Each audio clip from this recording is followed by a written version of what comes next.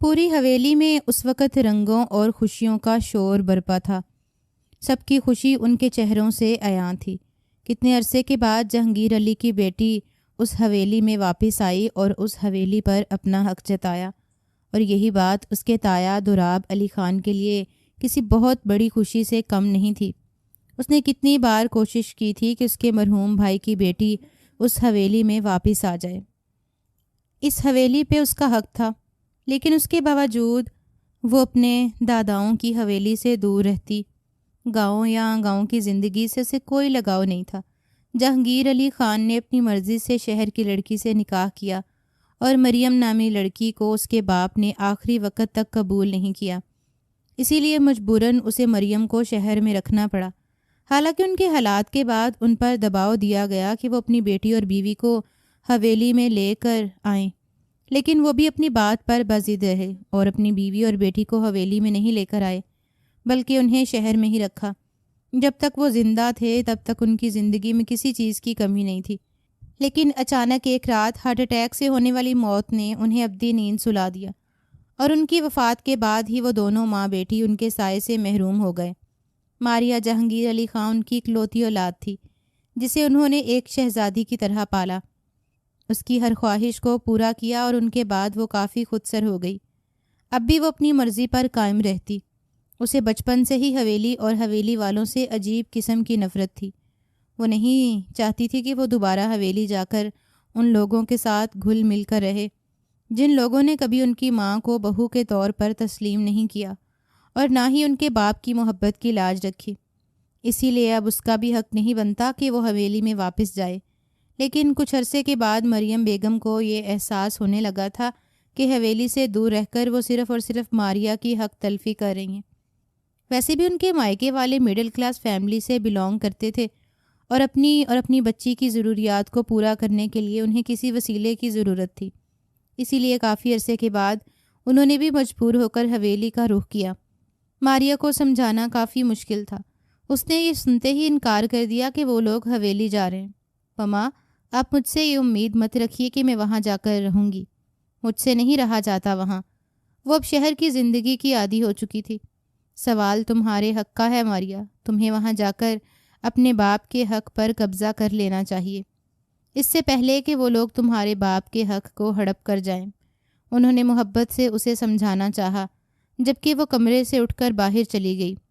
وہ ہمیشہ سے ایسی ہی تھی، ضد اور انا سے بھری ہوئی، لیکن کچھ روز مستقل طور پر پیار سے اسے سمجھا کر مریم بیگم اسے اس بات پر قائل کر چکی تھیں کہ وہ ان کے ساتھ حویلی جائے اور وہاں جا کر ان سے اپنا حصہ طلب کرے۔ جبکہ جس روز وہ حویلی آئیں اس روز حویلی کی شان و شوکت، روب و دبدبے کو دیکھ کر وہ خود بھی حیران رہ گئی۔ وہ حویلی نہیں، ایک محل تھا، ایک ایسا محل جس کے بارے میں صرف اس نے فلموں اور کہانیوں میں سن رکھا تھا، ایک ایسا محل جس کی خواہش کوئی بھی کر سکتا تھا۔ اس کی چمکتی ہوئی آنکھوں کو دیکھ کر ہی مریم بیگم کو یہ احساس گھیرنے لگا جو وہ یہاں آ کر بہت خوش اور مطمئن ہوگی اور حویلی سے ضرور اپنا حصہ طلب کرے گی۔ اسی لیے انہوں نے مزید اسے پیار سے سمجھاتے ہوئے حویلی کے مکینوں کے زیادہ کلوز کرنا چاہا، جبکہ نثار علی خان اسے اپنی دہلیز پر دیکھ کر پھولے نہیں سما رہے تھے۔ ان کا بس نہیں چل رہا تھا کہ وہ اس کے قدموں میں بچھ جاتے۔ ایک عرصہ ہوا تھا اپنے بھائی کی بیٹی کو دیکھے ہوئے۔ جہانگیر علی خان ان کا بھائی تھا، ان کا اپنا خون، اور وہ ان سے بے پناہ محبت کرتے تھے۔ یہی وجہ تھی کہ سب نے جہانگیر علی خان سے کنارہ کر لیا، لیکن اس کے باوجود وہ ان سے کنارہ نہیں کر پائے۔ حالانکہ ان کے باپ نے ناراضگی میں ان کو جائیداد سے آگ کرنے کا بھی فیصلہ کیا تھا، لیکن نثار علی خان نے انہیں اپنے فیصلے پر عمل درآمد نہیں کرنے دیا۔ وہ جانتے تھے کہ وہ اپنے بھائی کو واپس لے کر آئیں اور ان کی محبت کو تسلیم کر کے ہمیشہ محبت سے رہیں۔ میری باہوں میں آؤ تایا کی جان، تمہارے باپ کے لیے ترستے ہوئے مجھے ایک عرصہ ہو چکا ہے۔ نثار علی خان نے اسے اپنے سینے سے لگاتے ہوئے نم لہجے میں کہا تو ان کے سینے سے لگ کر وہ بھی کافی پرسکون ہو گئی تھی۔ اسے حقیقت میں اپنے تایا میں اپنے باپ کی جھلک دکھائی دے رہی تھی۔ ان کی حویلی واپس آ جانے کی وجہ سے سب لوگ بے پناہ خوش تھے۔ اس شام اس کی ملاقات دوراب علی خان سے ہوئی۔ دوراب علی خان نثار خان کا اکلوتا بیٹا اور اس حویلی کا وارث۔ ان سے بڑی ان کی بیٹی زارا جو شادی ہونے کے بعد بیرون ملک مقیم تھیں۔ دراب نے حیرت سے اس لڑکی کے حلیے کو دیکھا جو کہیں سے بھی حویلی میں رہنے والی خواتین سے میچ نہیں کر رہا تھا۔ وہ مکمل طور پر شہری لڑکی تھی، شرٹ اور ٹراؤزر میں۔ وہ کندھے تک آتے ہوئے بالوں کے ساتھ اسے کافی خوبصورت لگ رہی تھی، لیکن معصوم نہیں لگ رہی تھی۔ اس نے بھی نظر بھر کر دراب علی خان کو دیکھا اور پھر اپنے کمرے میں چلی گئی۔ نہ ہی ان دونوں نے ایک دوسرے سے ہم کلام ہونا ضروری سمجھا اور نہ ہی دراب نے آگے بڑھ کر اس کے ساتھ کوئی بات کی۔ شاید قسمت انہیں اجنبی نہیں رکھنا چاہتی تھی۔ انجانی راہوں میں ان دونوں کا ملن منتظر تھا کہ وہ دونوں ایک ساتھ اپنی قسمت کے ستاروں کو جوڑ کر ایک خوبصورت رشتے سے منسلک ہو جائیں۔ اس شام مریم بیگم نے نثار علی خان کے سامنے یہ شرط رکھ دی کہ وہ اپنی بیٹی کو حصہ دلوانے آئی ہیں اور حویلی سے ان کی بیٹی کا حصہ علیحدہ کر دیا جائے۔ جبکہ یہ سنتے ہی وہ حیرت اور بے یقینی سے اپنی بھابھی کو دیکھتے رہے۔ آپ یہ کیا کہہ رہی ہیں؟ آپ جانتی ہیں کہ آج تک حویلی میں علیحدگی نہیں ہوئی اور نہ ہی یہ علیحدگی ہم بھائیوں میں ہو سکتی تھی۔ آپ آج سے یہ سب کچھ کہہ رہے ہیں بھائی جان، لیکن میں جانتی ہوں کہ آپ کے انتقال کے بعد آپ کی اولاد میری بیٹی کا حصہ ہڑپ کر جائیں گے۔ کوئی بھی میری بیٹی کو اس کے باپ کا حصہ نہیں دے گا۔ اگر آپ اپنے جیتے جی اسے اس کے باپ کی جائیداد نہیں دے سکتے تو پھر ہمیں بتا دیں، تاکہ بار بار اس حویلی کی دہلیز پر ہمیں بھیک مانگنے کے لیے نہ آنا پڑے۔ جبکہ اپنی بھابھی کے منہ سے یہ بات سن کر وہ پرسوچ نظروں سے انہیں دیکھتے رہے۔ ایسا نہیں تھا کہ وہ نہیں چاہتے تھے کہ ان کی بھتیجی حصے دار بنے، بلکہ حقیقت یہ تھی کہ وہ کسی پر بھی اعتماد نہیں کر سکتے تھے اور نہ ہی اب وہ اس بچی کو حویلی سے دور بھیج سکتے تھے۔ میں خود بھی اپنی بھائی کے خون کی حفاظت کے لیے کافی بے قرار رہتا ہوں۔ مجھے اس کی فکر ہوتی ہے۔ وہ اس حویلی میں رہے گی تو اس کی اچھی خاصی حفاظت کی جائے گی، جبکہ باہر کی دنیا کے متعلق آپ اچھی طرح جانتی ہیں۔ انہوں نے نہایت عمدہ لہجے میں اپنی رائے پیش کی تو مریم بیگم کو حیرانگی ہوئی۔ یعنی وہ ان کی بیٹی کو یہیں رکھنا چاہتے تھے، جبکہ وہ ہرگز یہ نہیں چاہتی تھی۔ اور اس بحث کو ختم کرتے ہوئے نثار علی خان نے اپنا فیصلہ سنا دیا کہ اگلے ہی روز دراب علی خان کے ساتھ ماریہ جہانگیر کا نکاح پڑھا دیا جائے گا اور نکاح ہونے کے بعد وہ اپنی ماں کے ساتھ جا سکتی ہے۔ یوں انہیں بھی اعتماد رہے گا کہ ان کے تایا ان کی جائیداد کو بے جا قبضے میں نہیں رکھیں گے، اور نثار علی خان بھی مطمئن ہو جاتے کہ ان کی بھتیجی اب ان کے بیٹے کی سپردگی میں تھی۔ وہ دراب علی خان کی طبیعت سے اچھی طرح واقف تھے۔ خود سے منسلک ہونے والی چیزوں کی حفاظت کرنا وہ خود پر فرض سمجھ لیتا ہے، اور یہی وجہ تھی کہ انہوں نے دراب پر مکمل یقین کرتے ہوئے اس سے پوچھے بغیر ہی یہ فیصلہ کر دیا۔ اس فیصلے کو سنتے ہوئے جہاں ماریہ ہتھے سے اکھڑ گئی تھی، وہیں دراب کی حالت بھی کچھ اس سے مختلف نہیں تھی۔ بابا سائیں، آپ ایسا کیسے کر سکتے ہیں؟ آپ اس لڑکی کے متعلق کچھ بھی نہیں جانتے۔ جبکہ نثار علی خان نے غصے سے اپنے بیٹے کی جانب دیکھا۔ مت بھولو دراب کہ وہ لڑکی میرے بھائی کا خون ہے۔ اگر تم نکاح کرنا چاہتے ہو تو ٹھیک، ورنہ مجھے ابھی جواب دے دو۔ اور دراب نے خاموشی اختیار کر لی۔ وہ اپنے باپ کے سامنے آواز نہیں اٹھا سکتا تھا۔ وہ ہرگز نہیں چاہتا تھا کہ اس کی کسی بھی بات کی وجہ سے اس کے باپ کا دل دکھے، اور یہی وجہ تھی کہ وہ خاموشی سے اپنے کمرے میں چلا گیا۔ لیکن کمرے میں جاتے ہی وہ پرسوچ نظروں سے چھت کو گھورتے ہوئے بیڈ پر لیٹ گیا۔ ایسا کیسے ہو سکتا تھا کہ کسی کو جانے بغیر وہ اس کے ساتھ ایک ایسے رشتے میں منسلک ہو جاتا جس رشتے کو ساری زندگی نبھانا پڑتا؟ ایسا نہیں تھا کہ اس نے اپنی دھڑکنوں اور اپنے احساسات و جذبات پر کسی اور کو قبضہ دے رکھا تھا۔ اس نے آج تک کسی بھی لڑکی کے قریب جانے کی کوشش نہیں کی۔ حویلی کا خانزادہ ہونے کے باوجود وہ کسی لڑکی سے غلط تعلقات میں نہیں پڑا تھا۔ گاؤں کی کتنی ہی لڑکیاں اس پر مر مٹتی تھیں، اور کتنی ہی لڑکیاں تھیں جو اس کے قدموں میں بچھنے کے لیے تیار تھیں، لیکن اس نے آج تک ایسا کوئی کام نہیں کیا جس سے حویلی پر یا اس کے باپ کی عزت پر حرف آتا۔ لیکن وہ اپنے لیے ایک پاکیزہ ہم سفر کا منتظر تھا، ایک ایسی لڑکی جو حویلی کے رسم و رواج سے واقف ہو، جو انہیں اپنا کر خود پر لاگو کرے، اور وہ لڑکی جو خود کو نامحرم نظروں سے چھپانا جانتی ہو۔ بلا شبہ ماریہ بے پناہ حسین لڑکی تھی، لیکن حسن سب کچھ نہیں ہوتا۔ جبکہ دوسری جانب وہ مریم بیگم کے گلے ہی پڑ گئیں۔ آپ ایسا کیسے کر سکتی ہیں؟ پہلے آپ بہلا پھسلا کر مجھے یہاں لے آئی ہیں، اور اب میرا نکاح نہیں، ہرگز نہیں۔ میں ابھی آج رات یہاں سے واپس جا رہی ہوں۔ اور مریم بیگم نے اسے جھنجھوڑ کر بیڈ پر بٹھاتے ہوئے سختی سے دروازہ بند کر دیا۔ انہیں ڈر تھا کہ اس کی زبان کی تلخی کو کوئی سن نہ لے، ورنہ حویلی میں یہ بات گردش کرنے لگتی کہ جہانگیر علی خان کی بیٹی کی تربیت ٹھیک نہیں کی گئی، اسی لیے وہ بڑوں کے سامنے زبان چلاتی ہے، اور وہ ہرگز ایسا نہیں چاہتی تھی کہ بات ان کی تربیت پر آئے۔ اگر اس حویلی کے ساتھ جڑے رہنا ہے تو یہ سب سے زیادہ ضروری ہے، اور سچ تو یہ تھا کہ وہ خود بھی اس حویلی سے منسلک ہو جانا چاہتی تھیں۔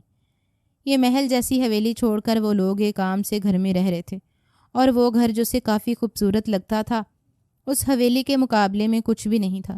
اس حویلی میں آدھا حصہ اس کا تھا اور وہ اپنا آدھا حصہ نہیں چھوڑ سکتی تھی، مجبوراً اسے خاموشی اختیار کرنا پڑی، اور ان دونوں کی خاموشی کو رضامندی تصور کرتے ہوئے دوسرے ہی روز نکاح کا فنکشن رکھ دیا گیا۔ آف وائٹ کلر کے کپڑوں میں سجی وہ اس قدر حسین لگ رہی تھی کہ وہ کافی دیر خود کو بھی اس حویلی میں دیکھ کر پہچانتی رہی۔ مریم بیگم نے بے اختیار ہی آگے بڑھتے ہوئے لب اس کے ماتھے پر لا کر رکھ دیے۔ ان کی آنکھیں اسے اس حلیے میں دیکھ کر اشکبار تھیں۔ آج اس کے بابا زندہ ہوتے تو یقیناً اس کی محبت میں خود کو اس پر نچھاور کر دیتے۔ وہ ایسی ہی محبت اپنی بیٹی سے کیا کرتے تھے، اور انہوں نے ہی اسے انا پرست اور ضدی بنا ڈالا تھا۔ وہ آہستگی سے اٹھتے ہوئے مریم بیگم کے گلے لگ گئی۔ وہ اس وقت ان کی کیفیت کو اچھی طرح سمجھ پا رہی تھی۔ اس کی ماں اس کا کل اثاثہ تھی۔ اس کے باپ کی وفات کے بعد اس کی ماں نے جتنی مشکلات سے اس کی پرورش کی تھی وہ بہت اچھی طرح جانتی تھیں۔ مجھے امید ہے کہ تم بہادری کا مظاہرہ کرتے ہوئے خود کو بہادر ظاہر کرو گی۔ دراب کے ساتھ تمہارا نکاح تمہارے لیے آسانیوں کے دروازے کھول سکتا ہے۔ انہیں خود بھی ذاتی طور پر حویلی کے مکینوں سے دلی لگاؤ نہیں تھا۔ وہ اچھی طرح جانتی تھیں کہ ان لوگوں نے ساری زندگی انہیں وہ مقام حاصل نہیں ہونے دیا جس مقام کی وہ حقدار تھیں۔ وہ جہانگیر علی خان کی بیوی اور ان کی محبت تھیں، اور صرف انہیں اس بات کی سزا دی گئی کہ انہوں نے جہانگیر علی خان کے ساتھ نکاح کیا، لیکن اپنی نفرت میں وہ اپنی بیٹی کو نہیں جھونک سکتی تھیں۔ وہ چاہتی تھیں کہ ان کی بیٹی کسی بھی طرح اپنا حق لے، اور اس کے بعد جو اس کی مرضی ہو وہی کرے۔ سفید کلر کی شلوار قمیض پہ کندھوں پر اپنی آبائی شال ڈالے وہ اس قدر شاندار لگ رہا تھا کہ کتنی ہی دھڑکنوں کو بے ترتیب کرنے میں کامیاب ہو گیا۔ آج اس پر اٹھنے والی ہر نظر خود بخود اس پر جمتی چلی جا رہی تھی۔ کتنی ہی نظروں میں رشک، کتنی ہی نظروں میں حسد تھا۔ ہال میں اس کی انٹری ہوئی تو دراب نے نہ چاہتے ہوئے بھی آگے بڑھ کر اسے سہارا دیا۔ وہ اس وقت گھونگھٹ کی آڑ میں تھی۔ حویلی کے رسم و رواجوں کے مطابق ہی ان کا نکاح طے پایا، اور وہ ان ساری رسومات کے سامنے بالکل خاموش تھے۔ اسے مریم بیگم نے تاکید کی تھی کہ وہ بالکل خاموشی کا مظاہرہ کرے، کیونکہ اس کی چلتی ہوئی زبان اس کے لیے مشکلات بڑھا سکتی تھی۔ اس کا دل عجیب طریقے سے دھڑک رہا تھا۔ اس نے یہ سب کچھ نہیں چاہا تھا، لیکن اس کے باوجود اس کا نکاح ہونے جا رہا تھا ایک ناپسندیدہ شخص کے ساتھ جو شاید اس پر مسلط ہونے والا تھا۔ کچھ دیر کے بعد قاضی صاحب آ چکے تھے اور ان کا نکاح پڑھایا جانے لگا تھا۔ اس کا دل عجیب و غریب طریقے سے دھڑک رہا تھا، جبکہ دراب بھی ساتھ گھونگھٹ کی آڑ میں چھپی ہوئی لڑکی کی موجودگی کو محسوس کر رہا تھا۔ دونوں کے دلوں میں اپنی اپنی جگہ عجیب و غریب وسوسے تھے، لیکن دراب کو مکمل یقین تھا کہ اگر وہ اس کے ساتھ محبت سے پیش آئے گی تو وہ بھی ساری زندگی اس کی عزت کرے گا۔ عزت کے بعد پسندیدگی، اور پسندیدگی کے بعد وہ اسے ضرور محبت کے اس درجے پر فائز کر دے گا جہاں سے کوئی بھی واپس نہیں پلٹتا۔ لیکن ابھی یہ سب کچھ حالات کے زیر سپر تھا۔ حالات اسے جس روح میں لے جاتے وہ بس خاموشی سے چلا جاتا۔ کیا آپ کو ماریا جہانگیر دختر جہانگیر علی خان سے نکاح باوض 5 لاکھ حق مہر قبول ہے؟ مولوی صاحب نے اس سے پوچھا، اور اس نے نرمی سے سر جھکا دیا، جبکہ ماریا نے بھی ایجاب و قبولیت کا مرحلہ طے کیا، اور پھر دراب قدم قدم چلتا ہوا اس کے قریب آ گیا، اس کے گھونگھٹ میں چھپے ہوئے چہرے کو دیکھنے کے لیے، اور پھر ایک پل کے لیے وہ اس کے دل فریب چہرے کو دیکھتا رہ گیا، جبکہ ماریا نے سرد مہری سے صرف ایک بار نظر اٹھا کر دراب کی جانب دیکھا۔ اس وقت وہ اتنا شاندار لگ رہا تھا کہ کسی کی دھڑکنوں میں بھی بے ترتیبی ڈال دیتا، لیکن اسے دراب جیسے لوگ پسند نہیں تھے۔ اسے ان دقیانوسی پینڈو مردوں سے نفرت تھی۔ اسے وہ لڑکے پسند تھے جو اس کے ساتھ چل کر اس کے لیے رشک کا باعث بنتے، یعنی آج کل کے برگر بوائے۔ لیکن شاید وہ یہ نہیں جانتی تھی کہ وہ جتنی بڑی غلطی کرنے کا سوچ رہی ہے مقدر اسے اس غلطی سے بچانا چاہتا ہے۔ دراب علی خان کا ساتھ پانے والی لڑکی یقیناً خوش نصیب لڑکی ہی ہوگی، لیکن وہ اس وقت خود کے بارے میں ایسی رائے قائم نہیں کر سکتی۔ وہ فی الوقت اس قید خانے سے نکلنا چاہتی تھی، نکاح کے بعد بھی وہ دونوں اجنبیوں کی طرح ایک دوسرے کے پہلو میں براجمان رہے۔ دراب خان کے پہلو میں بیٹھی ہوئی لڑکی اس پر اچھا خاصا اثر انداز ہو رہی تھی۔ وہ اس کی کیفیت سے بخوبی واقف تھا۔ وہ اچھی طرح جانتا تھا کہ اس وقت اس کے دل و دماغ میں کون سی سوچ ہلچل مچا رہی ہوگی۔ کچھ دیر وہیں بیٹھے رہنے کے بعد وہ اٹھ کر کمرے میں چلی گئی، جبکہ مہمانوں کا رش بھی کافی حد تک کم ہو چکا تھا۔ وہ کافی دیر دوستوں کے پاس بیٹھا رہا اور پھر وہ بھی اٹھ کر کمرے میں چلا آیا۔ اس کا دل چاہا کہ وہ ایک بار پھر اس سے بات کرتا، لیکن پھر اجنبیت کی دیوار درمیان میں حائل ہو جاتی جو اسے بات کرنے سے روکتی تھی۔ نہ جانے وہ اتنے مضبوط رشتے میں منسلک ہونے کے بعد بھی اس کے متعلق کیا سوچتی ہوگی۔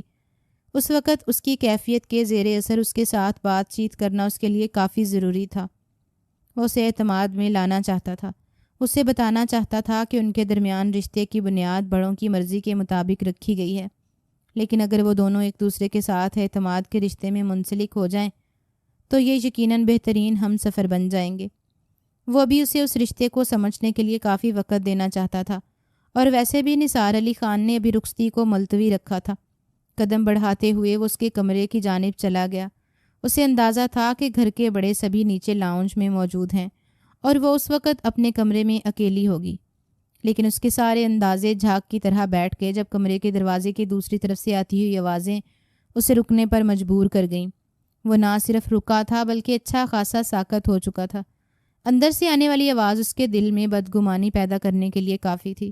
کیا ملا آپ کو اس پینڈو شخص کے پلے باندھ کر مجھے؟ آپ نے اتنا بھی نہیں دیکھا کہ میں شہر کی لڑکی ہوں اور وہ گاؤں کا گنوار، جس سے آج کل کے فیشن کے متعلق بھی کچھ علم نہیں؟ آپ نکاح کے فنکشن میں بھی کوئی اس طرح کی ڈریسنگ کرتا ہے؟ میرے پہلو میں بیٹھ کر وہ جوکر لگ رہا تھا اور مجھے اچھی خاصی شرمندگی ہو رہی تھی۔ شاید وہ اپنی ماں سے مخاطب تھی۔ کافی بدلحاظی اور بدتمیزی کے ساتھ وہ دراب کے بارے میں بات کر رہی تھی، جبکہ دراب یہ سنتے ہی غصے سے سرخ ہو گیا۔ آخر اس کی ہمت کیسے ہوئی کہ وہ اس کے بارے میں اتنے عجیب و غریب الفاظ استعمال کر رہی تھی؟ دراب اس کی عزت کر رہا تھا اور کوئی بھی دلی وابستگی ہونے کے باوجود ان دونوں کے درمیان موجود رشتے کی قدر کرتے ہوئے اس کی دہلیز تک اس سے بات کرنے چلا آیا۔ لیکن وہ جتنا بھاؤ کھا رہی تھی آج تک اس کے سامنے کوئی بھی اس طریقے سے نہیں ٹکا تھا۔ آہستہ بولو، اس سے پہلے کہ کوئی سن لے۔ ابھی یہ بات مریم بیگم کی زبان میں ہی تھی جب اس نے سختی سے کمرے کا دروازہ کھول دیا۔ مریم بیگم کے چہرے کی رنگت دراب کو دیکھ کر ہی زرد ہو گئی، جبکہ وہ خود بھی بوکھلاہٹ سے دراب علی خان کو دیکھ رہی تھی، جو غصے سے سرخ آنکھیں لیے اسے گھور رہا تھا۔ کیا کہہ رہی تھی تم؟ ابھی میرے بارے میں کیا کہہ رہی تھی؟ اس نے اس کے قریب آتے ہوئے پوچھا، جب مریم بیگم نے تیزی سے سامنے آتے ہوئے صفائی دی۔ اس کی باتوں کا برا مت مانو، ابھی یہ تمہارے بارے میں کچھ نہیں جانتی، اس لیے ایسے الفاظ استعمال کر رہی ہے۔ میں اسے سمجھاؤں گی بیٹا۔ اور وہ صرف اپنی سرخ آنکھوں سے اس لڑکی کو دیکھ رہا تھا جو اب شرعی طور پر اس کی بیوی کی حیثیت سے یہاں موجود تھی۔ میں نے جو کچھ کہا ہے بالکل سچ کہا ہے۔ دراب علی خان، مجھے دیکھو اور خود کو، کیا تم میرے معیار کے مطابق ہو؟ اس نے کہہ دیا اور دراب نے آگے بڑھتے ہوئے اس کے بازو کو تھام لیا۔ وہ اسے گھسیٹتے ہوئے باہر لے آیا تھا اور پھر سیدھا نثار علی خان کے کمرے کی جانب۔ اتنا خوبصورت رشتہ ہونے کے باوجود وہ اس کے بارے میں ایسے الفاظ استعمال کر رہی تھی جو الفاظ کسی اجنبی شخص کے لیے بھی استعمال نہ ہوتے ہوں۔ اس نے دروازہ کھولتے ہوئے اسے اندر داخل کیا، جبکہ وہ ابھی بھی اپنے بازو کو اس کی گرفت سے آزاد کروانے کی کوشش کر رہی تھی۔ یہ کیا بدتمیزی ہے دراب علی خان؟ اس نے ڈائریکٹ اس کی آنکھوں میں دیکھتے ہوئے پوچھا، جبکہ نثار علی خان جو اس وقت کمرے میں موجود تھے ان دونوں کو دیکھ کر حیرانگی سے انہیں دیکھنے لگے۔ یہ کیا طریقہ ہے دراب علی خان؟ انہوں نے سخت لہجے میں پوچھا، جبکہ دراب علی خان ان کے مد مقابل آتے ہوئے انہیں دیکھنے لگا۔ بابا، آپ جانتے ہیں یہ میرے بارے میں کیسے الفاظ استعمال کر رہی تھی؟ اگر اس رشتے میں اس کی رضامندی شامل نہیں تھی تو آپ نے یہ رشتہ بننے ہی کیوں دیا؟ جبکہ وہ خود بھی سختی سے دراب کو دیکھ رہی تھی۔ تایا جان، یہ صرف آپ کو بدگمان کرنا چاہتے ہیں۔ میں صرف مما سے ان کے بارے میں بات کر رہی تھی۔ میں نے ایسا کچھ نہیں کہا جو ان کی شخصیت کے خلاف ہو۔ اس کی چلتی ہوئی زبان جلتی پر تیل کا کام کر رہی تھی۔ اسے دراب علی خان کے سامنے ایسے الفاظ استعمال نہیں کرنے چاہیے تھے جو اسے اس رشتے سے اور اس لڑکی سے بدگمان کر دیتے۔ ہو سکتا تھا کہ نکاح کا نازک رشتہ ان کے دل میں نرم جذبات پیدا کرنے کا کام کر جاتا، لیکن اب ممکن نہیں تھا۔ تم اپنے کمرے میں جاؤ اور آرام کرو، نثار صاحب نے اپنی بہو کو وہاں سے جانے کا کہہ دیا اور وہ خود دراب سے بات کرنا چاہتے تھے۔ یہ کیا طریقہ ہے دراب علی خان؟ یہ تم بھی اچھی طرح جانتے ہو کہ وہ شہر سے گاؤں پہلی مرتبہ آئی ہے۔ اسے یہاں کے رسم و رواج، رہن سہن، تہذیب و تمدن سمجھنے میں وقت لگے گا، اور یہ رشتہ جتنی جلد بازی پر قائم ہوا ہے شاید وہ بھی تمہاری طرح دلی طور پر رضامند نہ ہو۔ جبکہ دراب سر تا پیر سلگ گیا تھا۔ اس کا باپ اس کے سامنے اس کی چلتی ہوئی زبان کو دیکھ لینے کے باوجود اس کی سائیڈ لے رہا تھا۔ آج تک حویلی میں ایسا نہیں ہوا تھا کہ کوئی لڑکی اپنے شوہر کے لیے ایسی زبان استعمال کرے۔ بابا، اگر اس کی زبان ایسے ہی چلتی رہی تو میں اسے کبھی بھی اپنی شریک حیات کے طور پر قبول نہیں کروں گا، اس نے نثار صاحب کی آنکھوں میں دیکھتے ہوئے کہہ دیا اور پلٹ کر کمرے سے نکل گیا۔ اس وقت اسے جتنا غصہ آ رہا تھا اس کے لیے ناقابل بیان تھا۔ وہ کچھ بھی نہیں کر سکتا تھا۔ اب مقدر میں اس لڑکی کو لکھ دیا گیا تھا اور مقدر کو مٹانا آسان بات نہیں ہوتی۔ کافی دیر بے بسی کی حالت میں اپنے کمرے میں موجود رہا اور پھر اپنے ذہن کو فریش کرتے ہوئے آرام کرنے لگا۔ اس کے متعلق وہ جتنا ہی سوچتا اسے اتنی ہی بدگمانی کا احساس ہو رہا تھا، جبکہ دوسری جانب دراب علی خان کے رویے کے بعد وہ مزید اس سے بدگمان ہو گئی۔ وہ اسے ایسا انسان سمجھ رہی تھی جو صرف گاؤں کے قانون جانتا ہو، جو نہ پڑھا لکھا ہو اور نہ ہی شہری زندگی کے متعلق اسے کچھ علم ہو۔ اگلی صبح مریم بیگم نے واپسی کے لیے ٹھان لی۔ انہیں اب یقین ہو چکا تھا کہ اب ان کی بیٹی کو حصہ ضرور ملے گا، کیونکہ نکاح نامے میں یہ شرائط بھی عائد کی گئی تھیں کہ اس کے بعد کی ساری جائیداد اس کے نام منتقل کر دی جائے گی، نہ کہ اس کے شوہر کے نام۔ دراب نے کافی کوشش کی کہ وہ دوبارہ شہر نہ جائے۔ اسے اچھا نہیں لگتا تھا کہ اب ان کے پاس حویلی میں حصہ تھا۔ جب حویلی یہاں موجود تھی تو پھر شہر میں اکیلی عورتوں کا کیا کام؟ جبکہ ماریا نے ضد پکڑ لی۔ وہ واپس جانا چاہتی تھی ہر قیمت پر، کیونکہ وہ یہاں نہیں رہ سکتی تھی۔ گاؤں کا ماحول اسے کاٹ کھانے کو دوڑتا تھا۔ پیچھے اس کی یونیورسٹی تھی۔ اس بار بھی ایسا ہی ہوا۔ وہ دراب کی بات کو سیریس لیے بغیر وہاں سے چلی گئی اور دراب اس سے مزید بدگمان ہو گیا۔ اب وہ اس کی بیوی تھی اور اس کے دل میں یہ خیال بار بار جنم لیتا تھا کہ وہ اس کی بیوی ہونے کے باوجود شہر کے آزادانہ ماحول میں گھل مل نہ جائے۔ ماریا ایک بار بھی اس زندگی میں داخل ہونے کے بعد دراب اور اس سے منسلک ہر رشتے کو بھول چکی تھی۔ اب وہ اپنی جانب سے آزاد تھی، چاہے جو بھی کرتی پھرتی، لیکن وہ یہ نہیں جانتی تھی کہ مقابل اس پر پل پل کی نظر رکھے ہوئے ہے۔ اس کی ضروریات سے لے کر اس کی مصروفیات تک اسے ہر چیز کا اندازہ ہے اور وہ ہر چیز کو بخوبی پورا کرنا جانتا ہے۔ حویلی میں زمینوں کا کام ہونے کے باوجود وہ شہر میں اپنے بنائے ہوئے بزنس پر بھی توجہ دیتا۔ ہفتے میں 3 سے 4 میٹنگز اٹینڈ کرنے کے لیے وہ ضرور جاتا۔ اس روز وہ یونیورسٹی سے باہر آئی تو اس کے ساتھ احمد تھا۔ احمد اور اس کی دوستی کافی پرانی تھی اور تقریباً ان دونوں کو ایک ساتھ 6 سال ہو چکے تھے۔ وہ احمد پر ہر طرح کا اعتماد کرتی تھی، لیکن اس وقت تک اس نے احمد کو بھی اس بارے میں کچھ نہیں بتایا تھا کہ اس کا نکاح ہو چکا ہے۔ شاید وہ اس بات کو ضروری تصور ہی نہیں کرتی تھی۔ جینز شرٹ میں اس وقت وہ بلا شبہ بہت خوبصورت لگ رہی تھی، لیکن جس طرح اس کے جسم کے زاویے نمایاں ہو رہے تھے، دراب اسے دیکھتے ہی سیخ پا ہو گیا۔ پچھلی ملاقات میں پھیلی ہوئی کشیدگی کو ختم کرنے کے لیے وہ ایک بار پھر اس سے ملاقات کرنے کے لیے آیا تھا، لیکن شاید ان کے درمیان حالات ٹھیک ہونے والے نہیں تھے۔ وہ احمد کے ساتھ اس قدر مصروف جا رہی تھی کہ اسے اندازہ ہی نہیں ہوا کہ دراب خان اسے سرخ نظروں سے گھور رہا ہے۔ گاڑی کو بالکل اس کے سامنے لاتے ہوئے وہ دروازہ کھول کر اس کے سامنے کھڑا ہو گیا، جبکہ اسے بالکل اپنے سامنے دیکھ کر جہاں پہلے وہ حیران ہوئی تھی، پھر جی بھر کر بدمزہ ہو کر اسے دیکھنے لگی۔ جبکہ احمد بھی اچھی خاصی کنفیوژن کا شکار تھا۔ مجھے تم سے بات کرنی ہے۔ اس نے کافی حد تک اپنے لہجے کو نرم رکھا، لیکن ماریا بے اختیار ہی 2 قدم اس سے دور ہو گئی۔ احمد کی موجودگی میں اس سے بات کرنا کافی عجیب لگ رہا تھا، جبکہ احمد حیرانگی بھری نظروں سے دراب کو دیکھ رہا تھا۔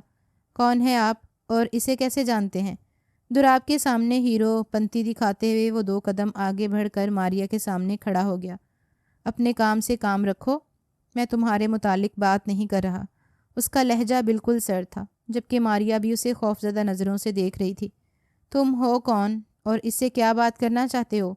مجھے بھی تو پتہ چلے، اس نے آگے بڑھتے ہوئے دراب خان کو للکار کر کہا، جبکہ اب اس کے غصے کا پیمانہ جھلک چکا تھا۔ سختی سے ہاتھ گھماتے ہوئے اس نے اتنی شدت سے اس کے منہ پر تھپڑ دے مارا کہ احمد اچھلتے ہوئے دور جا گرا۔ جہاں تکلیف کی شدت سے اس کا اپنا سر گھوم گیا تھا، وہیں ماریا نے بے اختیار ہی اپنے منہ پر ہاتھ رکھ لیا اس کی آنکھوں میں خوف پھیلا ہوا تھا۔ وہ خوفزدہ نظروں سے دراب کو دیکھ رہی تھی، جس نے پرسکون انداز میں آنکھوں پر چشمہ چڑھاتے ہوئے سے گاڑی میں بیٹھنے کا اشارہ کیا اور پلٹ کر ڈرائیونگ سیٹ پر براجمان ہو گیا، جبکہ ایک نظر احمد پر ڈال کر وہ ہارے قدموں سے گاڑی میں بیٹھ گئی۔ اس کے علاوہ تو اور کوئی چارہ بھی نہیں تھا۔ اس شخص سے بعید نہیں تھی کہ وہ کیا کر گزرتا، لیکن گاڑی میں بیٹھتے ہی وہ ایک بار پھر ہمت کرتے ہوئے دراب پر برس پڑی۔ آپ ہوتے کون ہو احمد پر ہاتھ اٹھانے والے؟ اور وہ بس خاموشی سے اس کی باتیں سنتا رہا۔ اسے اچھا نہیں لگا تھا اس کے اس قدر کلوز آ جانا، تو اس لڑکی کے ساتھ اس حد تک چپکی ہوئی کیوں تھی؟ کیا یونیورسٹی میں لڑکیاں نہیں ہیں؟ وہ سنجیدہ لہجے میں پوچھ رہا تھا، اور ماریا اسے قہر بھری نظروں سے گھور رہی تھی۔ اسے ہمیشہ سے ہی ٹپیکل مرد اچھے نہیں لگتے تھے، اور مقدر نے اسے ایسے ہی شخص کے حوالے کر دیا۔ وہ میرا بہترین دوست ہے، بلکہ یہ کہوں گی کہ سب سے بڑھ کر، اس نے کہہ دیا، اور دراب نے پلٹ کر اس کی جانب دیکھا۔ اس کا خون تھی، اس کے ہم پلہ اس سے ذرا برابر خوفزدہ نہیں تھی۔ اس کے غصے اور جنون کو دیکھ کر وہ ایک پل کے لیے خوف میں آئی، لیکن دوسرے ہی پل وہ اپنے جنون میں واپس لوٹ آئی۔ تم آج کل کے لڑکوں کو نہیں جانتی، ان سب سے باز آ جاؤ، اور ویسے بھی لڑکیوں کی دوستی صرف لڑکیوں کے ساتھ ہی جچتی ہے، اس نے کہہ دیا، اور ماریا بھڑک اٹھی۔ آپ کب اپنی اس جاہلانہ سوچ سے باہر آئیں گے کہ آپ کو اپنے علاوہ کسی پر اعتماد نہیں ہے؟ احمد کو میں آپ سے زیادہ جانتی ہوں، 6 سال سے وہ میرے ساتھ ہے۔ مجھے فرق نہیں پڑتا وہ 6 سال سے تمہارے ساتھ ہے یا تم لوگ 6 صدیاں ساتھ گزار چکے ہو۔ یہ میرا حکم ہے، تم آج کے بعد اس لڑکے کے اس قدر قریب نہیں جاؤ گی۔ وہ اسے لے کر کیفے کی جانب بڑھ رہا تھا۔ وہ اس سے پرسکون ہو کر بات چیت کرنا چاہتا تھا، نہ کہ بحث، جبکہ وہ مستقل طور پر بحث میں لگی ہوئی تھی۔ تم کس طرح کے کپڑے پہنتی ہو؟ تمہیں اندازہ بھی ہے کہ لڑکیوں پر کس طرح کے کپڑے جچتے ہیں؟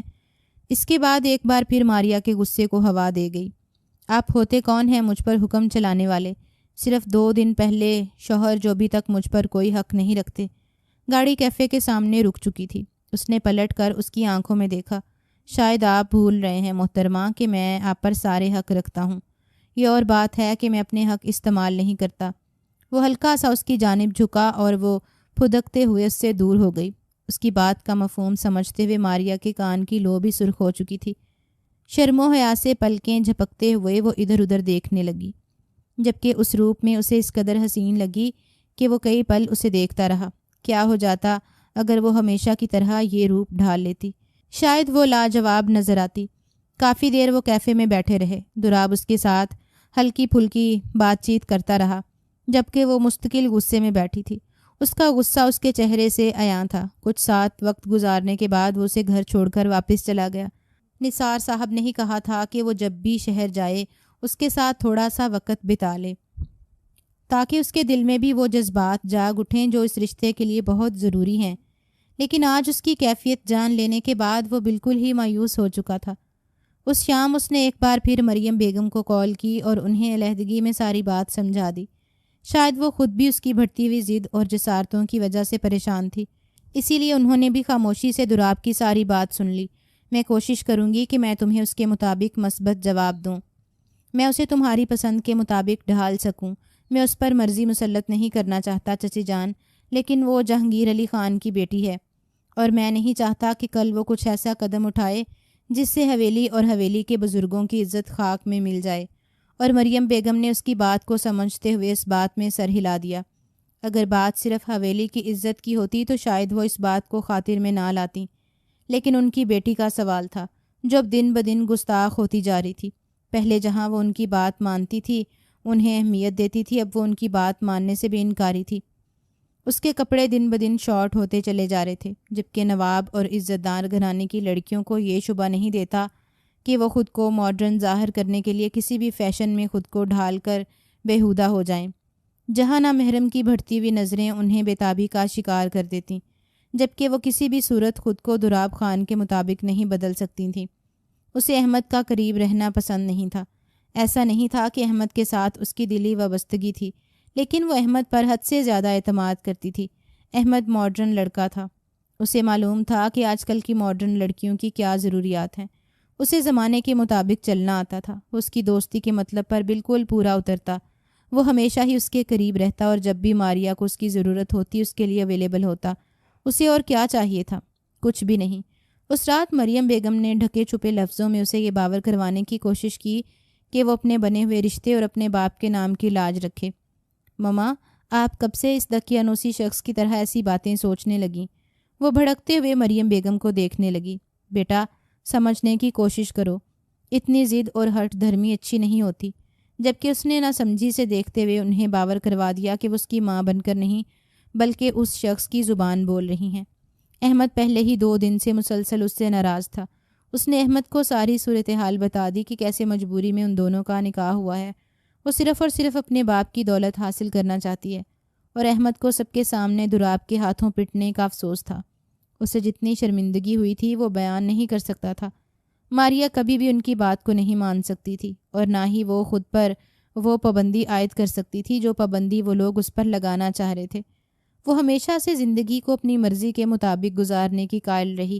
اسے اپنی مرضی سے دوستوں کے درمیان اٹھنے بیٹھنے کا شوق تھا، جبکہ دوسری جانب احمد کو ایک بار پھر اس کے قریب رہتے ہوئے دیکھ کر اس کے دل میں بدگمانی کے ساتھ ساتھ شک بھی پھیلنے لگا تھا۔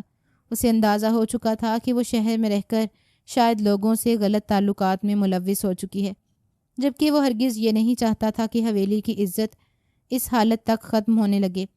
اس نے اس پر سختی کر کے بھی دیکھ لی تھی، وہ نہ ہی سختی کو تسلیم کرتی تھی اور نہ ہی نرمی کو، بس اپنی مرضی سے جینا چاہتی تھی۔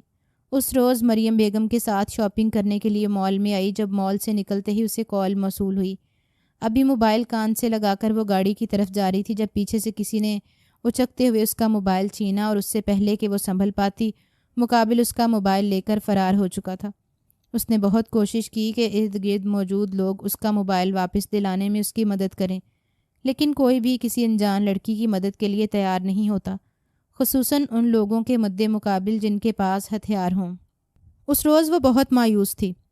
اسے وہ موبائل کافی عزیز تھا، لیکن موبائل اسے کوشش کے باوجود نہیں ملا۔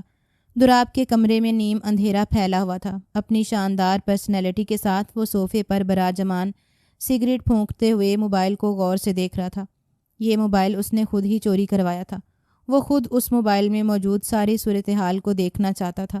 وہ اس کے متعلق جاننا چاہتا تھا کہ ان کا رشتہ کس بھی شک کی بنیاد پر ختم نہ ہو۔ بلا شبہ یہ ایک ایسی حرکت تھی جو کسی بھی عزت دار شخص کو زیب نہیں دیتی تھی، لیکن مجبوری تھی۔ وہ دوراب کی بیوی تھی اور وہ نہیں چاہتا تھا کہ وہ گمراہی کے راستے پر چل کر اپنے کردار کو داغدار کر لے۔ موبائل میں ایسی کوئی چیز نہیں تھی جو اس کے لیے شدید پریشانی کا باعث بنتی، لیکن احمد کے علاوہ چند ایک لڑکے تھے جن کے ساتھ وہ رابطے میں تھی۔ احمد اس کے کافی کلوز تھا۔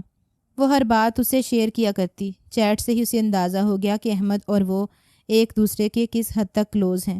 اسے واضح نظر آ رہا تھا کہ احمد اسے استعمال کر رہے، صرف دوستی کے نام پر اس کے قریب آنے کی کوشش کر رہے، جبکہ اس کے علاوہ سرمد اور فراز نامی 2 لڑکوں کے ساتھ بھی اس کی ہلکی پھلکی گفتگو تھی جو صرف دوستی کے زمرے میں آتی تھی۔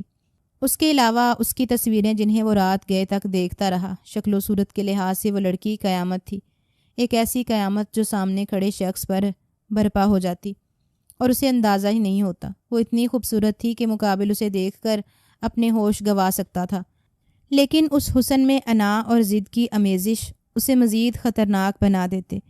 دوراب کو ایسی لڑکیاں پسند تھیں جو شرم و حیا کا پیکر ہوں، جو خود اعتماد ہوں، لیکن وہ اپنی بنیادوں اور اپنی حدود کو نہ بھولیں۔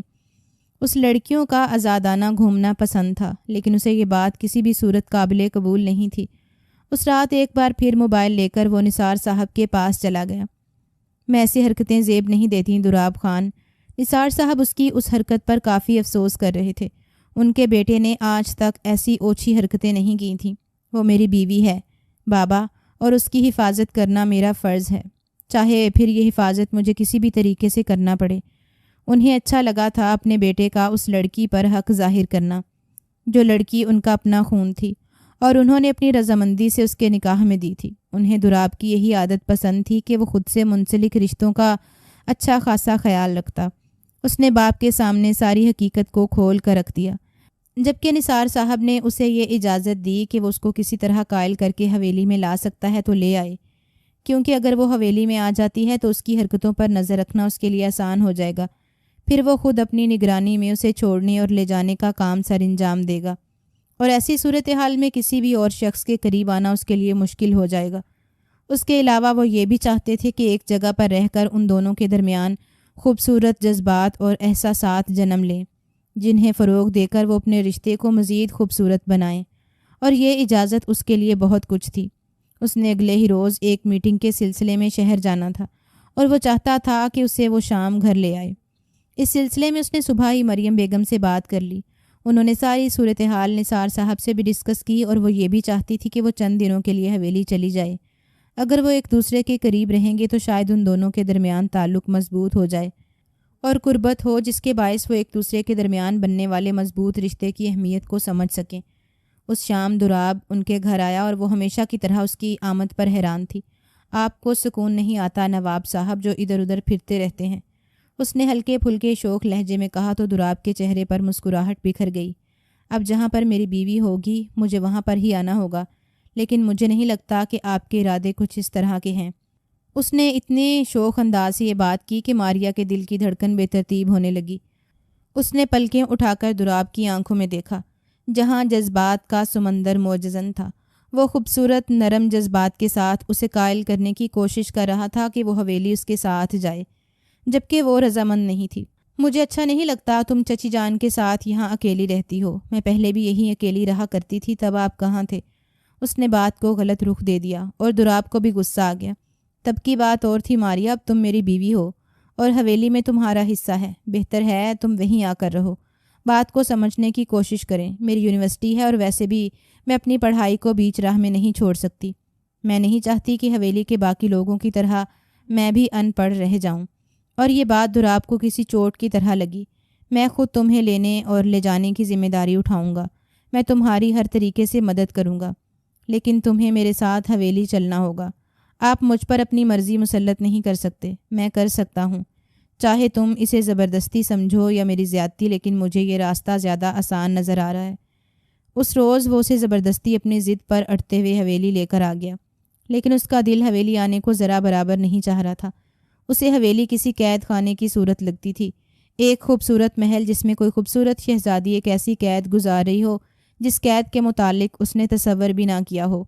اور سب سے بڑی بات یہ تھی کہ اس کی اپنی ماں بھی ان لوگوں کے ساتھ شامل ہو چکی تھی۔ یہاں آ کر دراب نے اس کی ساری ذمہ داری کو بخوبی قبول کر لیا۔ وہ اس کی ساری ذمہ داری اٹھاتا اور اسے کبھی بھی کسی پر انحصار نہیں کرنے دیتا، جبکہ وہ کبھی بھی نہیں چاہتی تھی کہ دراب ہر وقت اس کے ساتھ چپکا رہے۔ اس شام وہ آفس سے گھر آیا تو وہ اس کے کمرے میں موجود تھی۔ آپ کیا سمجھتے ہیں آپ مجھے یہاں پر قید کر کے رکھ لیں گے؟ وہ کافی تھک چکا تھا، لیکن ماریا کو اپنے کمرے میں نکھرے نکھرے روپ میں دیکھ کر اس کی ساری تھکاوٹ ختم ہو گئی۔ ہاں بالکل، میں تمہیں کہیں بھی قید کر سکتا ہوں، چاہے پھر وہ کمرہ ہو یا میرا دل، اس نے شوخ لہجے میں کہا، اور ماریا جلدی سے لپکتے ہوئے اس کے قریب آ گئی۔ آپ سمجھتے کیا ہیں خود کو؟ بند کریں اپنی ہیرو پنتی۔ وہ اس کے اس قدر قریب تھی کہ اس کی دھڑکنوں میں انتشار کا باعث بن رہی تھی۔ دراب نے ہاتھ بڑھاتے ہوئے اسے کمر سے تھام کر اپنے قریب کیا اور اس کی چلتی زبان کو اپنے لبوں سے بند کر دیا۔ وہ جو اس سب کے لیے تیار نہیں تھی، تھر تھراتے ہوئے وجود کے ساتھ اس کی باہوں میں سمٹ گئی۔ وہ نرمی سے اپنے لبوں سے اس کی ساری بدگمانیاں مٹا رہا تھا، جبکہ وہ شاید ابھی تک حالات کو سمجھنے کی کوشش کر رہی تھی۔ کافی دیر کے بعد جب وہ خود سے دور نہیں ہوا تو ماریا نے اسے خود سے دور دھکیل دیا۔ اس کا سرخ چہرہ دراب کی نظروں میں مزید خوبصورت لگ رہا تھا۔ وہ اسے پسندیدہ اور دلکش نگاہوں سے گھورتے ہوئے محفوظ ہو رہا تھا، جبکہ ماریا اپنی ہر بات کو بھول کر بس اسے دیکھ رہی تھی۔ شرم آنی چاہیے آپ کو، آپ کس قدر عجیب انسان ہیں۔ وہ بس اتنا ہی کہہ پائی اور جلدی سے پلٹتے ہوئے کمرے سے نکل گئی، جبکہ اس کے نکلتے ہی دراب نے دلکش کہکا لگایا۔ وہ لڑکی آہستہ آہستہ اس کے حواسوں پر سوار ہو رہی تھی، اس قدر شدید طریقے سے کہ اسے اندازہ نہیں ہو رہا تھا کہ جہانگیر علی خان کی بیٹی ماریا جہانگیر اس کے دل میں کسی اونچی مسند پر براجمان ہونے والی ہے، جہاں پر آج تک کسی کو بیٹھنے کا حق حاصل نہیں ہوا تھا۔ وہ اس شام دراب کے کمرے سے اپنے کمرے میں آ گئی، لیکن اس کی مسلسل الجھی ہوئی سوچیں ابھی دراب کے ارد گرد ہی الجھی ہوئی تھیں۔ وہ شخص اس کے ساتھ ایسا کیسے کر سکتا تھا؟ پہلی بار وہ اس کے اس قدر قریب آیا اور اس نے اپنا حق ظاہر کیا، یہ کشش بھی اس کے جسم میں کھلبلی مچا رہی تھی۔ ابھی وہ انہی سوچوں میں گم تھی جب اس کے نمبر پر احمد کی کال موصول ہوئی۔ آج رات میں اپنے فلیٹ پر پارٹی دے رہا ہوں، سبھی فرینڈز آ رہے ہیں، اسی لیے تمہارا آنا بھی ضروری ہے۔ میں نہیں آ پاؤں گی احمد، میں اس وقت حویلی میں ہوں۔ اس نے احمد کو ٹالنا چاہا، لیکن وہ اپنی ضد پر قائم تھا۔ سبھی گرلز ہیں اور اس میں تمہارا نہ ہونا محفل کو بالکل پھیکا کر دے گا۔ وہ بے بسی سے خاموش کھڑی رہ گئی۔ وہ جانتی تھی کہ اگر وہ اجازت لے کر جائے گی تو اسے کبھی بھی اجازت نہیں ملے گی۔ اس لیے کچھ سوچتے ہوئے اس نے احمد کو کہہ دیا کہ وہ رات 9 بجے اسے حویلی کے سامنے سے ڈراپ کر لے۔ وہ بنا بتائے جانا چاہتی تھی کیونکہ وہ جانتی تھی کہ یہاں سے اجازت لے کر جانے کا مطلب ہے پہرا، اور یہ پہرا خود کو لگا کر وہ قید نہیں کر سکتی تھی۔ احمد کی پارٹی میں اپنے مائنڈ کو فریش کرنا بھی اس کے لیے کافی ضروری تھا۔ رات 9 بجے ہی اسے احمد لینے آ گیا۔ سب سے چھپتے ہوئے تیار ہو کر وہ کمرے سے نکلی اور آتے ہی احمد کی گاڑی میں بیٹھ گئی۔ ذہنی ڈسٹربنس میں اسے یہ خیال کرنا یاد ہی نہیں رہا کہ وہ کم سے کم مریم بیگم کو ہی اطلاع کر دے یا پھر اپنی کسی بھی فرینڈ سے کال کر کے دریافت کر لے۔ بہت گھٹن زندگی گزار رہی ہو تم، مجھے افسوس ہے تم پر۔ احمد نے بات کا آغاز کیا تھا۔ اس نے نگاہیں پھیر کر اسے دیکھا۔ تمہیں ٹینشن لینے کی ضرورت نہیں ہے، کول رہو، اپنے مسائل میں خود ہی حل کر لوں گی۔ وہ ایسی ہی تھی، 2 ٹوک لہجے میں منہ پر بات کر دینے والی، جبکہ باقی پورا راستہ احمد خاموش رہا۔ ویسے کس خوشی میں یہ پارٹی دی جا رہی ہے؟ اس نے کہا اور احمد نے مسکراتے ہوئے اسے دیکھا۔ جب تم وہاں پہنچو گی تو تمہیں اندازہ ہو جائے گا۔ ہلکے پھلکے انداز میں بات چیت کرتے ہوئے وہ اس کی جانب متوجہ ہو گیا اور بالآخر اسے اپنے فلیٹ تک لانے میں کامیاب ہو گیا۔ فلیٹ میں قدم رکھتے ہی اسے خاموشی کا احساس ہوا۔ کیا ہوا احمد، کیا یہاں کوئی اور نہیں ہے؟ اس نے پوچھا اور احمد نے پلٹتے ہوئے اسے دیکھا۔ ارے تم بیٹھو، باقی سب آتے ہی ہوں گے۔ مجھے لگا کہ تم نے دور سے آنا ہے اس لیے تمہیں پہلے لے آؤں۔ وہ کندھے اچکاتے ہوئے وہیں بیٹھ گئی۔ عجیب پارٹی تھی جس میں کسی قسم کی کوئی ڈیکوریشن کا انتظام بھی نہیں تھا، لیکن اس وقت وہ احمد سے کہہ کر اس کا دل نہیں دکھا سکتی تھی۔ احمد جس قدر خوش نظر آ رہا تھا وہ اسے خوش ہی رہنے دینا چاہتی تھی۔ کافی دیر گزر گئی لیکن کوئی بھی نہیں آیا۔ جب کافی دیر کے بعد فلیٹ کے دروازے پر بیل بجی اور احمد جا کر دیکھنے لگا، تھوڑی دیر کے بعد وہ اندر آیا تو اس کے ساتھ 2 مزید لڑکے بھی تھے جنہیں وہ نہیں پہچانتی تھی۔ کیا ہوا احمد، اور کوئی نہیں آیا؟ اس نے ان دونوں لڑکوں کی جانب دیکھتے ہوئے احمد سے پوچھا۔ نہیں سویٹ ہارٹ، بس مہمان کمپلیٹ ہو گئے ہیں، اب میرے خیال میں پارٹی کا آغاز کر دیا جائے۔ اسے سمجھ نہیں آیا کہ احمد کیا کہنا چاہتا ہے۔ کیا مطلب ہے تمہاری بات کا؟ اس نے نہ سمجھی سے احمد کی جانب دیکھا جس کے چہرے کی رنگت اور تاثرات پل میں عجیب ہوئے تھے۔ اس کی جانب بڑھتے ہوئے اس کے سامنے ہی جھک گیا۔ تم کیا سمجھتی ہو کہ تم میرا اتنا ٹائم ویسٹ کرنے کے بعد اس شخص کے پاس جا کر حویلی میں بیٹھ جاؤ گی؟ کتنے ہی لوگوں کی موجودگی میں اس نے میرے منہ پر تھپڑ مارا تھا، اور آج میں اس کی عزت پر وہ تھپڑ مارنے جا رہا ہوں جس سے وہ ساری زندگی نہیں بھول پائے گا۔ پہلی بار اس کی ریڑھ کی ہڈی میں سنسناہٹ دوڑ گئی۔ اسے احمد سے یہ امید نہیں تھی۔ تم یہ کیا کہہ رہے ہو احمد؟ پاگل ہو چکے ہو تم؟ اس نے پیچھے کی جانب قدم اٹھاتے ہوئے احمد سے دور جاتے ہوئے پوچھا، جبکہ احمد ابھی بھی اپنی بات پر اٹکا ہوا تھا۔ مجھے تم سے کوئی دشمنی نہیں ہے، میں اس شخص سے بدلہ لینا چاہتا ہوں، اس کی عزت پر ہاتھ ڈال کر۔ اس نے آگے بڑھتے ہوئے اسے بازوؤں سے دبوچا۔ جب وہ چیختے ہوئے اس سے دور ہو گئی، وہ تیزی سے اپنا ہاتھ چھڑاتے ہوئے کچن کی جانب دوڑی۔ زندگی میں پہلی بار اس کے دل نے ایک انجانے خدشے کے تحت دھڑکنا سیکھا تھا۔ زندگی میں پہلی بار اسے شدت سے دوراب کی یاد آئی تھی۔ اس کا دل چاہتا تھا کہ وہ کہیں سے واپس آ جائے اور اسے اس دوزخ میں گرنے سے پہلے بچا لے۔ چیخو پکار کرتے ہوئے وہ مسلسل مچلتے ہوئے اس سے دور جانے کی کوشش کر رہی تھی، جبکہ احمد مسلسل اس کے قریب آ رہا تھا۔ دوسرے 2 لڑکے دور بیٹھے تماش بین کی طرح تماشا دیکھ رہے تھے۔ شاید احمد کو اچھا لگ رہا تھا اسے مچلتے ہوئے دیکھنا۔ اسے مکمل یقین تھا کہ وہ اکیلی لڑکی ان لڑکوں کا مقابلہ نہیں کر پائے گی۔ اس نے روتے ہوئے پہلی بار خود کو ڈھانپنا چاہا، لیکن اس کے جسم پر موجود کپڑے اس قابل نہیں تھے کہ وہ اس کے وجود کو چھپا لیتے۔ آج وہ چاہتی تھی کہ اس کا وجود ان کی غلیظ نظروں سے دور ہو جائے، وہ 7 پردوں میں چھپ جائے اور ان لوگوں کو نظر نہ آئے، جبکہ حقیقت میں ایسا نہیں تھا۔ اس نے آگے بڑھتے ہوئے اسے پکڑا اور سختی سے اس کے ہاتھ باندھ کر اسے صوفے پر دھکیل دیا۔ اس کے منہ پر کپڑا لپیٹتے ہوئے وہ اسے آج رات مکمل طور پر لطف اندوز ہونا چاہتا تھا۔ فریج سے مشروب لا کر اس نے ان لڑکوں کے سامنے رکھ دیے۔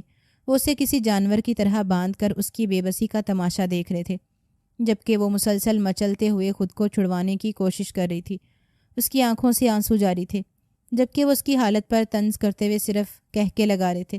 تبھی ڈور بیل بجی اور اس نے چونکتے ہوئے دروازے کی جانب دیکھا۔ تینوں لڑکوں کے چہرے پر خوف کے آثار پھیلے تھے۔ خود کو نارمل ظاہر کرتے ہوئے وہ اٹھا اور دروازے کے قریب جاتے ہوئے آہستگی سے پوچھا، کون ہے اس وقت؟ جبکہ دوسری جانب کسی انجان شخص کی آواز نے ان دونوں کو بوکھلا دیا۔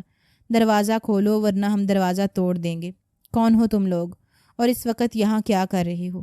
اس نے خود کو بھرپور نارمل ظاہر کرتے ہوئے دوبارہ پوچھا، جبکہ ایک بار پھر مقابل کی جانب سے اسے دھمکی آمیز پیغام موصول ہوا۔ اس نے جلدی سے ان دونوں لڑکوں کو اشارہ کیا اور وہ اسے اٹھا کر کمرے کی جانب بڑھنے لگے۔ وہ مسلسل ہاتھ پاؤں مار کر خود کو چھڑوا رہی تھی، لیکن ان دو لڑکوں کے سامنے وہ کچھ بھی نہیں تھی۔ دروازہ کھولتے ہی اپنے سامنے کھڑے کانسٹیبل اور انسپکٹر کو دیکھ کر اس کے چہرے کی رنگت زرد ہو گئی۔ جی سر، آپ یہاں؟ اس کی آواز میں واضح لڑکھڑاہٹ تھی۔ تمہارے کمرے سے آدھا گھنٹہ پہلے چیخو پکار کی آوازیں آ رہی تھیں۔ ہمیں کمپلین موصول ہوئی ہے، اس لیے ہم اس فلیٹ کی تلاشی لینے آئے ہیں۔ اس نے اپنی جانب سے جی جان لگا کر کوشش کی، لیکن وہ صرف تلاشی لینے پر ہی اکتفا کر رہے تھے، اور بالآخر ان تینوں کے ساتھ ساتھ وہ بھی پکڑی گئی۔ اس روز اسے یقین نہیں تھا کہ وہ ڈائریکٹ تھانے چلی جائے گی۔ اس کی حالت بالکل ایسی ہی تھی جیسے آسمان سے گر کر وہ کھجور میں اٹک چکی ہو۔ ایک مصیبت سے جان چھوٹتے ہی وہ دوسری مصیبت میں پھنس چکی تھی، لیکن اس وقت بھی وہ خدا کا شکر ادا کر رہی تھی کہ اس کی عزت محفوظ رہی۔ شدت سے روتے ہوئے وہ مسلسل ان لوگوں کی منت سماجت کر رہی تھی کہ اس کے گھر والوں کو بلایا جائے۔ حویلی میں جانے والا پولیس کا فون صرف ایک فون کال نہیں بلکہ ایک قیامت تھی جو ان لوگوں پر آ کر گزر گئی۔ وہ کسی کے فلیٹ سے برآمد ہوئی تھی اور ایک رات تھانے میں گزار چکی تھی۔ کسی بھی شریف شخص کے لیے یہ چھوٹی بات نہیں تھی۔ اسے بھڑکتے ہوئے دراب خان گاڑی نکال کر تھانے چلایا۔ وہاں کی ساری صورتحال جان لینے کے بعد اس کا خون کھول اٹھا تھا۔ وہ کسی بھی صورت ان تینوں کو آزاد ہوتا ہوا نہیں دیکھ سکتا تھا۔ اس کا بس چلتا تو وہ کھڑے کھڑے ان تینوں کو شوٹ کر دیتا، لیکن ایس ایچ او نے اسے درخواست کی کہ پولیس کو اس کا کام کرنے دیا جائے۔ وہاں موجود عملہ اسے اچھی طرح جانتا تھا۔ انہوں نے کافی عزت کے ساتھ اسے دراب خان کے حوالے کرتے ہوئے معذرت کی۔ اگر ہمیں معلوم ہوتا کہ آپ شہر کے جانے مانے بزنس مین اور نواب زادے کی بیوی ہیں تو شاید ہم آپ کو تھانے نہیں لے آتے، بلکہ وہیں سے خان صاحب کے حوالے کر دیتے۔ ایس ایچ او کا لہجہ کافی عاجزانہ تھا۔ اس نے نظریں اٹھا کر دراب خان کے چہرے کی جانب دیکھا جو سنجیدگی سے اسے دیکھ رہا تھا۔ واپسی میں وہ پورا سفر ہی روتی رہی۔ اس میں ہمت نہیں تھی کہ وہ دراب سے سوال جواب کرتی۔ اسے حویلی میں لانے کے بعد دراب نے اسے چھوڑا اور سیدھا اپنے کمرے میں چلا گیا۔ اسے جس قدر لان تان ملنی تھی مل چکی تھی، لیکن دوسری جانب سے اسے جو سزا احمد کی طرف سے ملی تھی وہ اس کے لیے پوری زندگی کا ناقابل فراموش واقعہ بن چکی تھی۔ وہ یقین نہیں کر سکتی تھی کہ اس کے ساتھ یہ سب کچھ ہو جائے گا۔ اگر اس روز کوئی پولیس کو کمپلین نہیں کرتا اور پولیس وہاں موقع پر نہیں آتی تو شاید اس کی عزت ہمیشہ کے لیے ختم ہو جاتی۔ شاید اس کا نام، وجود، اس کی عزت اور اس کا کردار مٹی میں مل جاتے۔ اس واقعہ نے اس کے ذہن پر گہرا اثر چھوڑا۔ اس نے خود کو مکمل طور پر بدل لیا اور مریم بیگم اور نثار صاحب کی مرضی کے مطابق ڈھال لیا، لیکن وہ ابھی بھی اس سے بدگمان اور ناراض تھا جس کی حیثیت کے بارے میں وہ اب آ کر قائل ہوئی تھی۔ اسے اب آ کر اندازہ ہوا تھا کہ جائز اور محرم رشتے ہمارے لیے کتنے اہم ہوتے ہیں، اور وہ رشتے جو ہر حال میں ہماری بھلائی چاہتے ہیں، ہم انہیں خود سے دور دھتکار کر انہیں کتنی اذیت دیتے ہیں۔ اس روز اس نے مریم بیگم سے بات کی اور انہوں نے اسے محبت سے سمجھا دیا کہ وہ خود دراب خان سے معافی مانگ لے۔ مریم بیگم کے سمجھانے پر اس روز وہ ہمت کرتے ہوئے دراب کے کمرے میں چلی گئی۔ اسے اندازہ تھا کہ اگر وہ اجازت طلب کرے گی تو شاید اسے اپنے کمرے میں آنے کی اجازت نہ دے۔ کمرے کا دروازہ کھولتے ہوئے جیسے ہی اندر داخل ہوئی وہ کہیں جانے کے لیے تیار کھڑا تھا۔ آئینے کے سامنے اپنے بال سنوارتے ہوئے وہ کافی مصروف نظر آ رہا تھا۔ اس نے حیرت سے پلٹ کر اندر آتی ہوئی ماریا کو دیکھا اور پھر اپنے کام میں مصروف ہو گیا۔ اسے اندازہ نہیں تھا کہ وہ اس وقت یہاں کیا کرنے آئی تھی، جبکہ دوسری جانب وہ مسلسل لب کاٹتے ہوئے اس کے قریب کھڑی اسے دیکھ رہی تھی۔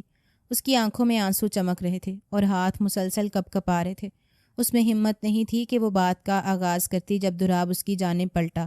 اس کا سوگوار سا حسن کافی افسردہ نظر آ رہا تھا۔ اسکائی بلو کلر کی لمبی فراک اور پجامے میں دوپٹہ سر پر سجائے وہ اسے اس قدر منفرد نظر آ رہی تھی کہ وہ کتنی ہی دیر اس کے حسین چہرے سے نظریں نہیں ہٹا پایا۔ یہاں پر کیا کرنے آئی ہو تم؟ اس نے سنجیدہ لہجے میں پوچھا جب وہ ٹوٹتے ہوئے آگے بڑھی اور اس کے سینے سے جا لگی۔ اس میں ہمت نہیں تھی کہ وہ اسے باتوں سے وضاحت دیتی، اسے قائل کرتی۔ مجھے معاف کر دیں دراب، مجھے اندازہ نہیں تھا کہ وہ لوگ میرے ساتھ یہ سب کچھ کریں گے، مجھے پلیز معاف کر دیں۔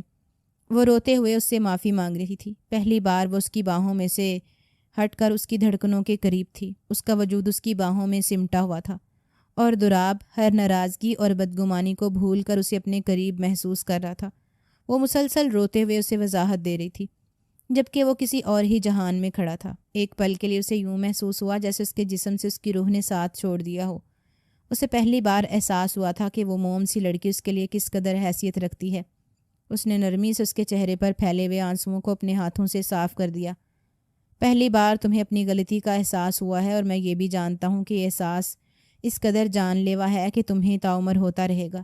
اعتماد رشتے کی پہلی سیڑھی ہوتا ہے۔ میں آج سے تم پر اعتماد کرنے کی قسم کھاتا ہوں، اور تم سے یہ توقع کرتا ہوں کہ تم کبھی میرا اعتماد نہیں توڑو گی۔ اس نے نرمی سے اس کی آنکھوں میں دیکھتے ہوئے اس بات میں سر ہلا دیا۔ چلو اب مسکرا کر دکھاؤ، کافی دن ہو گئے ہیں تمہیں مسکراتے ہوئے نہیں دیکھا۔ دراب نے نرمی سے اس کے چہرے کی جانب جھکتے ہوئے کہا جب وہ ایک دم ہی اپنی پوزیشن پر غور کرتے ہوئے اس سے دور ہونے لگی۔ دراب نے سختی سے کھینچتے ہوئے اسے اپنے قریب کر لیا۔ نہیں جانے من، اب یہ ستم اس دل پر گوارا نہیں کروں گا کہ آپ مجھے اپنی باہوں میں سمیٹ کر مجھ سے دور ہو جائیے۔ دراب، اس کی قربت سے گھبراتے ہوئے اس نے ہلکی سی سرگوشی کی، جبکہ اس کی کسی بھی مزاحمت کو خاطر میں نہ لاتے ہوئے وہ نرمی سے اس کے لبوں پر جھک گیا۔ آج پہلی بار منہ زور جذبات اور دل میں پھوٹتے ہوئے احساسات کے ساتھ ان دونوں نے ایک دوسرے کی قربت کو محسوس کیا تھا۔ دو دل ایک دوسرے کی اس قدر قریب دھڑک رہے تھے کہ وہ ایک دوسرے کی دھڑکنوں کو بآسانی محسوس کر سکتے تھے۔